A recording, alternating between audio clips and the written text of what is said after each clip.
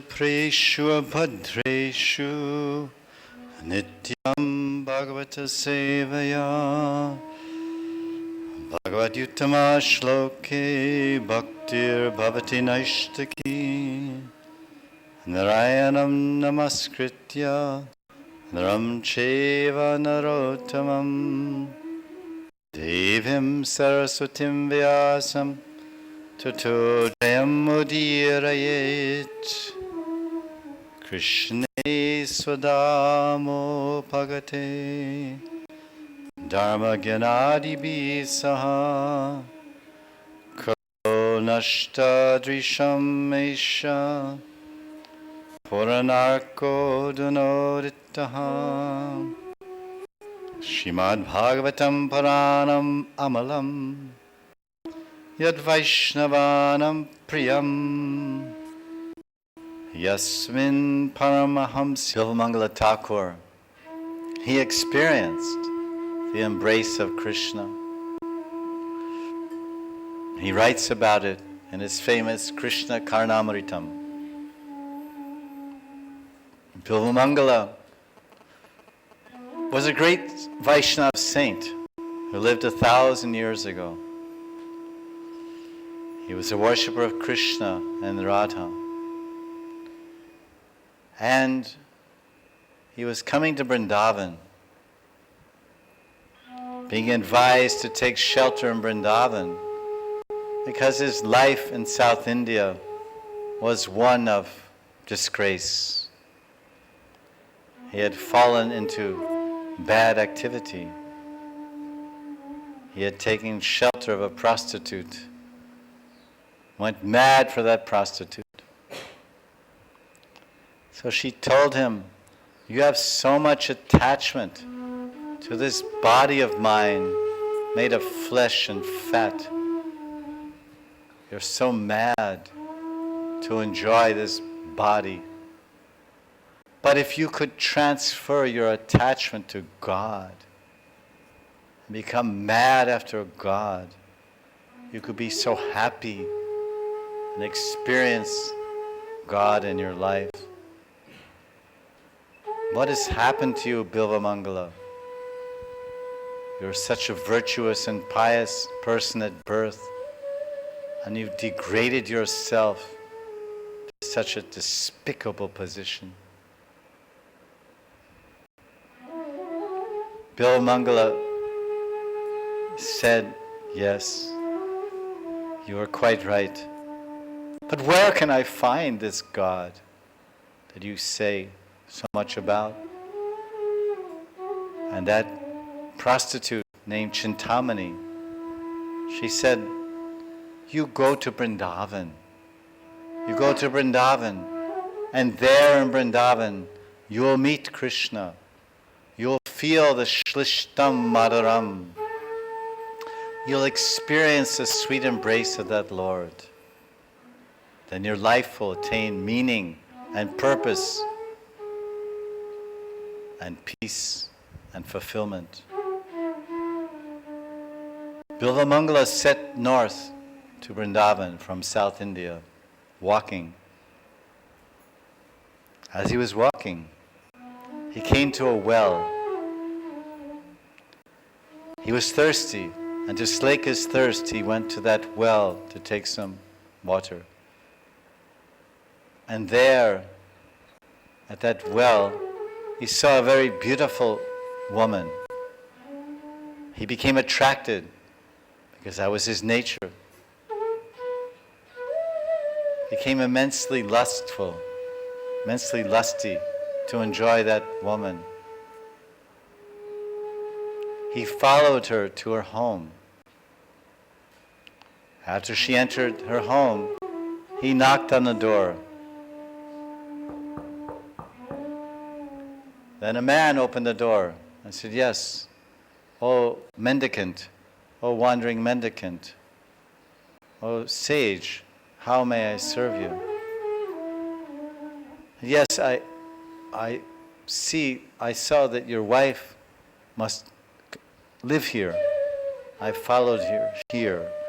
I would like to meet her. May I meet her?" So the householder, the Grihastha man, he said, yes, come in. Unusual request, but please come in. So then he brought his wife forward and said, one mendicant, one wandering mendicant on his way to Vrindavan wants to talk to you, say hello or meet you, give you blessings. His wife came out in the presence of her husband and that Bilvamangal. And Bilvamangal said, "Oh Mataji, please, you have 2 hairpins holding your hair. Will you give those to me?" Very strange bakshish, very unusual dhan to request. Certainly, why not? So she gave to that mendicant, Bilvamangala. And what did he do? A most amazing thing, a most surprising thing, a most horrible thing. Imagine, in your own living room, a wandering unknown saint, Atiti Narayan, arrives at your door, begging charity, drinks a few sips of water, accepts gentle words and an asan, receives a dhan of insignificant hairpins. But then he took the hairpins, held them firmly in his fingertips, and he gouged out his eyes, blood gushing everywhere, a horrible sight. "Oh, what have you done? Oh, mendicant." "Never mind," he said.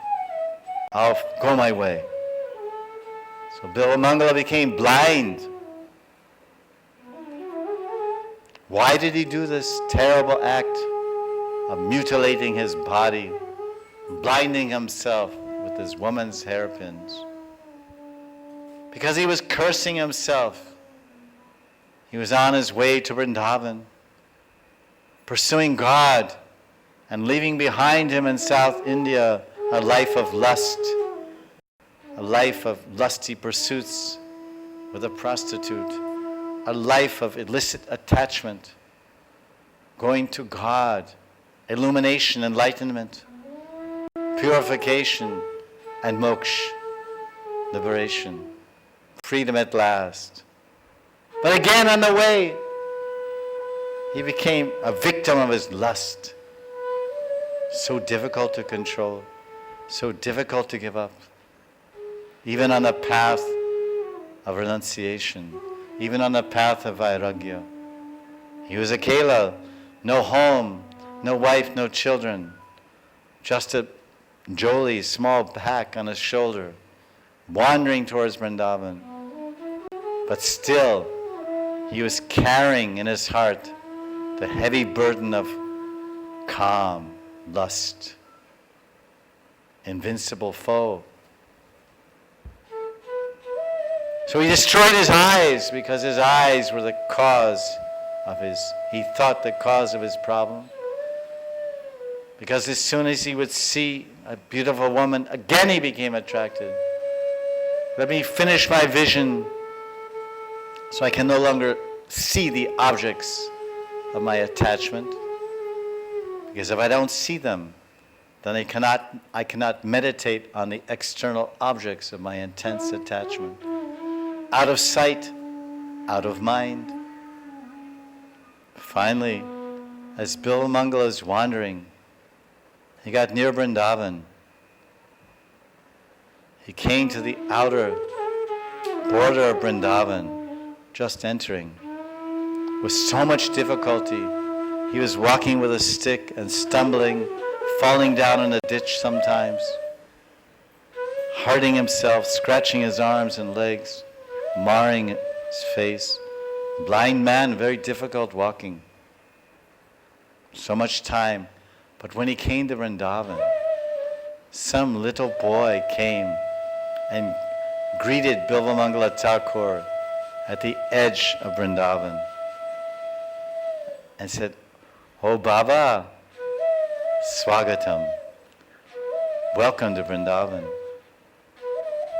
And he held his hand. Little boy, 5, 7 years old. Said, Baba, where are you going? What are you looking for? Oh, Lala, I'm looking for Vrindavan. I want to go to Vrindavan. Then Lala said, this is Vrindavan. You have arrived in Brajadam, Sridham Vrindavan, Charasi Kosh Vrindavan, the home of Yamuna and Govardhan, Barsana, Nandagram, Gokul. You've come. And, oh Baba, why have you come to this Vrindavan? And then Baba said, oh Lala, I've come to Vrindavan searching for Krishna. But then Lala said, but Baba, you're blind. You're blind. You're searching means you want to see something, you want to find something. But how will you know if you find? Because you can't see. How will you know if you see Krishna? You can't see. You have no eyes, you're blind. I don't know. I have faith that in Vrindavan somehow I will see Krishna. So then Lala took him by the hand and brought him into Vrindavan and took him by the Yamuna, by one beautiful kund there, Brahma Kund. And Lala said, Baba, this is a very beautiful place, Brahma Kund. You stay here and do bhajan, and you try to find Krishna. I'm sure you'll be successful. Then Lala disappeared, the young boy disappeared. Baba was doing bhajan, Bilvamangala. And as he did bhajan in Vrindavan, he started to have spurtis, experiences of God in Vrindavan. And every day in the afternoon, because Baba did not do Madhukari, he did not go to beg for food. He was always praying and crying out to the Lord. Kripa karo Bhagavan, Kripa karo, O Krishna Kripa karo, O Govinda, O Damodar Madhav. And every afternoon around sunset, that little boy would come with some milk and bring some milk to Bilvamangala. And sometimes the boy would play with Bilvamangala. And he would go behind him and put his hands over Bilvamangala's eyes. Hey Baba, who is it? Can you see? Oh Baba, who is holding your eyes? Do you know? Then Baba would try to grab him with his blind hands, he can't see. And then Lala would run away laughing. Ha ha. You can't catch me. And then Baba would go, come boy, come, I'll catch you. You chora, you chalak, balak, I'll catch you.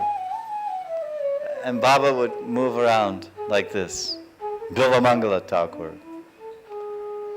Then one day, after many, many days and months, Bilvamangala realized that this Lala that's bringing me milk every day, this boy that's playing with me, hide and seek, and touching my eyes, blind man's bluff or whatever, I think he's Nandulal. I feel he's Yashoda Dulal. He's Krishna. So then the next day Lala came with the milk in the evening. And then Lala grabbed Bilvamangala's hand. And Bilvamangala pulled him towards him to embrace him. And then Lala said, ah! And he broke his hand away from the Babas and ran away. He said, Baba, you can't embrace me. And then Baba said, oh Lala, I've already embraced you in my heart. I'm feeling your shlishtam madaram in my heart. You can get away from my hands, but you can never get out of my heart. Shlishtam madaram, because I'm embracing you in my heart. I've trapped you and captured you in my heart. And Krishna laughed. So this is a pastime that describes this phrase, Shlishtam Madaram, that Krishna's embrace is very sweet. Bilvamangala experienced it because he's sincere and serious sadhak. So someone who becomes so sincere and so serious in his sadhana, Krishna will come and embrace him tightly in his heart. Shlishtam Madaram. Shlishtam means alingata. Prem alingata. So Krishna's embrace is very sweet. Because oftentimes we see in this world, people are unhappy, distressed and disturbed. So many upheavals in their private lives or their business life or their family lives. And they confide in a friend. Listen, can you help me?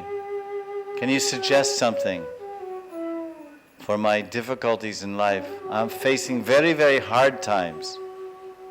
Financially, emotionally, with my family, even my own health. So someone might say, I think you should go on vacation. I think you need a change of scenery. You should go somewhere, go meet some friends, take up a hobby, take up some sports, go to the gym, do some exercise, start walking on the beach every day. So many remedial measures. But then someone might say, why don't you go to the temple, go to the mandir? Why don't you start reading about Krishna, hearing about Krishna? God can remove all suffering. God can solve all problems. God can remove all unhappiness. Someone may suggest. Then you take up their advice. Then Shlishtam Madaram. You feel the embrace of Krishna in your life. You feel the hand of Krishna on your head. A new light, a new change, an awakening, a new dawn. This is our own experience. Shlishtam Madaram, Madaradi Pater Akilam Madaram. Last shloka. Gopa Madara, Gavo Madara, Yashtir Madara, Shrishtir Madara, Dalitam Madaram, Falitam Madaram, Madaradi Pater Akilam Madaram. This is the last of the Ashtakam. This Madhur Ashtakam. Gopa Madara. Krishna's Gopas are very sweet. Their behavior is sweet. Their conduct, their speech, their dealings, their play, their association, their appearance, their dress. Krishna feels sweet satisfaction with his friends. A good friend is obviously a source of sweetness. Very, very rare in this world to find one good friend. In this Kali Yuga, it's very difficult. We become betrayed by our friends. We become disappointed by our friends. We become let down by our friends. This is the age, Kali Yuga. Our friends may be males or females, and maybe even our own wife or husband. Such an age. So there's the initial sweetness